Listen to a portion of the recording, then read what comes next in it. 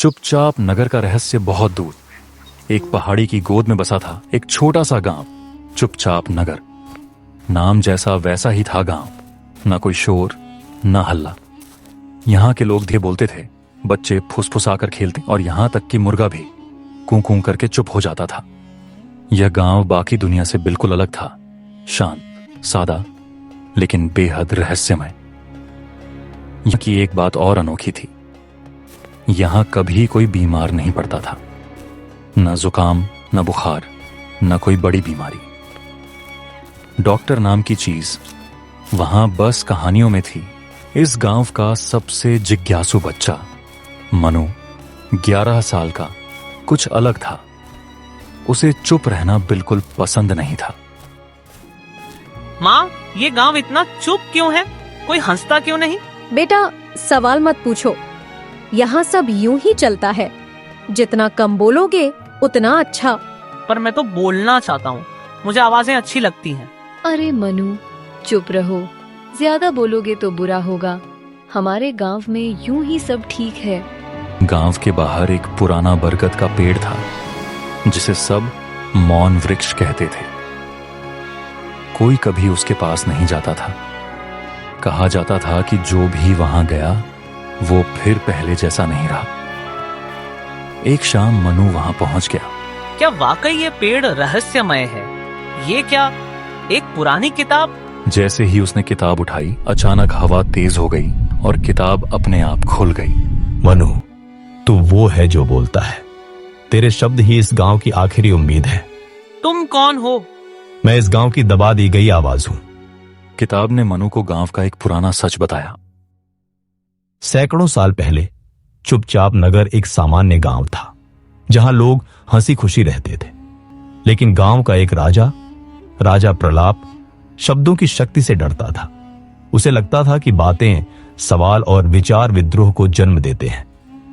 एक तांत्रिक की मदद से उसने पूरे गांव पर एक मौन मंत्र डाल दिया, जिससे लोग बोल तो सकते थे, पर धीरे, डरे हुए और कभी सच्चाई नहीं कह सकते थे।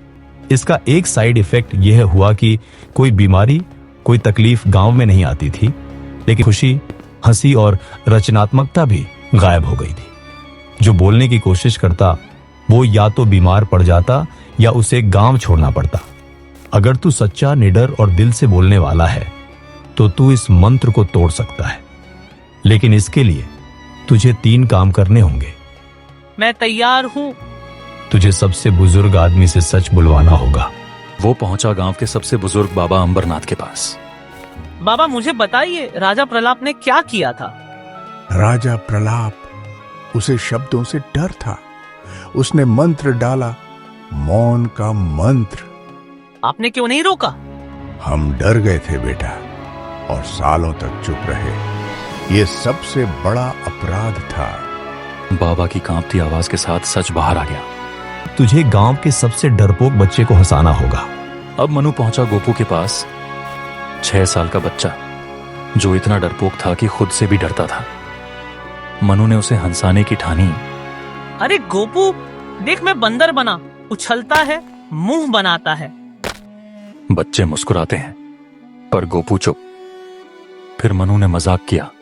गोपू, गाजर खा ले वरना गाजर तुझे खा जाएगी। हाँ, गाजर मुझे खा जाएगी। वाह मनु भैया। मनु मुस्कुराते हुए। देखा, हंसी भी दवा है। तीसरा कार्य, अब सबको मौन वृक्ष के सामने इकट्ठा कर और साथ में गवाना होगा गीत। गांव वाले डरे हुए थे। अगर मंत्र टूटा तो बीमारी आ जाएगी। हमने इतने साल शांति से काटे हैं। पर क्या डर के कारण चुप रहना जीना कहलाता है? हमें अपनी आवाज चाहिए। धीरे धीरे गांव वाले आए। मनु, क्या आता है? धूप की बूंदें, छांव का रंग, शब्द हैं अपने जीवन के संग। सब लोग सुर में सुर मिलाते हैं। धूप की बूंदें, छांव का रंग, शब्द हैं अपने जीवन के संग। पेड़ हिलता है, बिजली चमकती है, मंत्र टूट जाता है। नहीं सुबह। अब गांव में हंसी थी, बोलने की आजादी थी। दादी भावुक होकर, मनु, तूने हमें सिखाया कि आवाज भी जीवन होती है। मनु, अब मैं बच्चों को बोलना, सवाल करना और सोचने की ताकत सिखाऊंगा। बच्चे एक स्वर में। हाँ, अब हम कभी चुप नहीं रहेंगे। संदेश जब हम बोलते हैं तो सिर्फ शब्द नहीं निकलते, निकलती है सोच, आजादी और उम्मीद।